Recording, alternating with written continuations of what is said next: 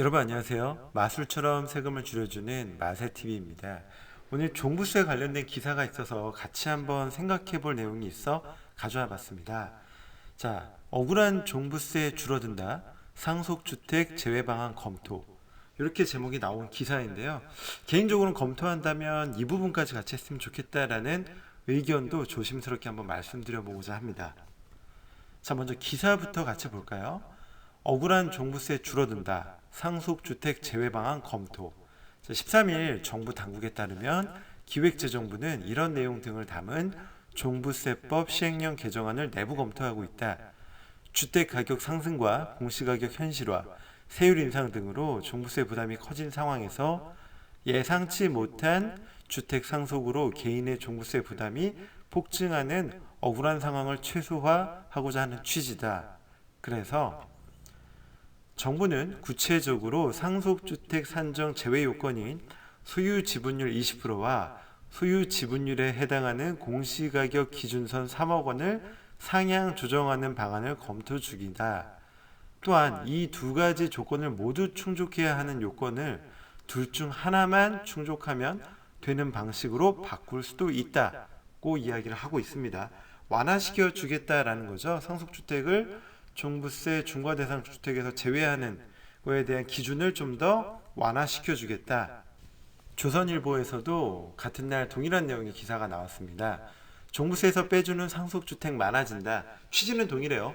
부모님의 사망으로 상속받게 된 주택 때문에 다주택자가 돼 무거운 세금을 물게 되는 일을 줄이자는 취지다.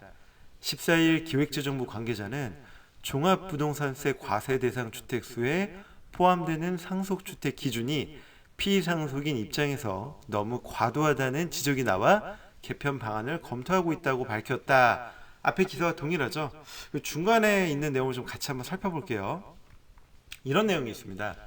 가령 아버지와 어머니가 50%씩 지분을 갖고 있는, 즉 공동소유죠. 부부 공동소유로 갖고 있는 집이 있는데 아버지가 돌아가시면 아버지가 보유한 소유 지분 50%를 자녀 셋이 3분의 1씩 상속받게 되겠죠.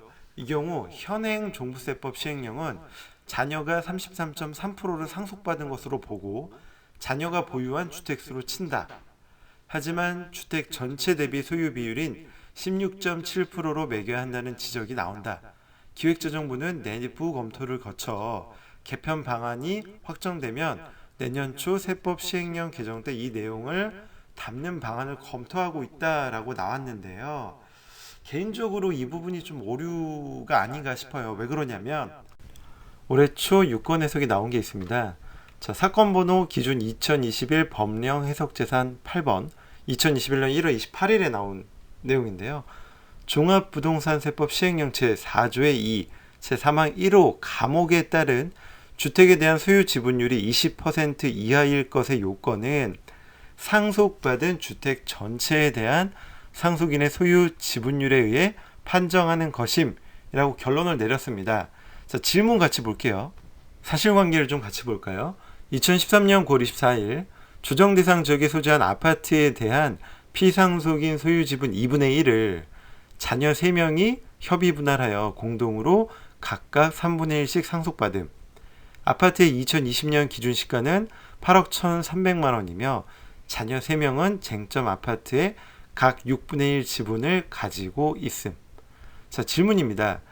종합부동산세 계산 시 공동으로 상속받은 주택의 주택수 제외 요건인 종부세법 시행령 제4조의 2, 제3항, 제1호 감옥의 주택에 대한 소유 지분율 20% 이하 판정 방법, 이거를 주택의 전체에 대한 소유 지분율인 16.7%로 판정할 것이냐, 아니면 피상속인에 대한 상속 비율 33.3%로 할 것이냐.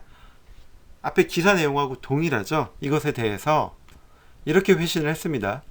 피상속인으로부터 주택의 소유 지분 2분의 1을 자녀 3명이 각각 3분의 1씩 상속받은 경우 이 종부세법 시행령 제4조의 2, 제3항, 제1호 감옥에 따른 주택에 대한 소유 지분율이 20% 이하일 것의 요건은 상속받은 주택 전체에 대한 상속인의 소유 지분율, 즉 6분의 1에 의해 판정하는 것이다 라고 회신을 했죠.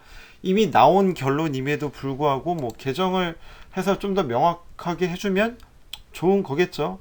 여하튼 이렇게 점점 지금 기사는 납세자한테 좀 유리한 쪽으로 기사에 나온 것처럼 개정이 돼서 그 상속주택, 공동상속주택의 소수 지분에 대한 요건이 완화돼서 빠지게 된다, 주택수에서 빠진다 하더라도 우리가 기억해야 되는 거는 중과 대상 주택수에서 빠진다는 거지 공시가격을 아예 없는 것으로 봐서 빼준다는 게 아니에요. 그래서 첫 번째 기억해야 될 내용은 공동상속주택의 소수 지분의 주택은 종합부동산세 중과 대상 주택수 판단 시 주택수에서 제외하되 그 공시가격 상당액은 합산하여 과세한다 라는 걸 첫 번째로 기억을 좀 해주셨으면 좋겠고요. 이보다 더 큰 문제는 바로 두 번째 내용입니다.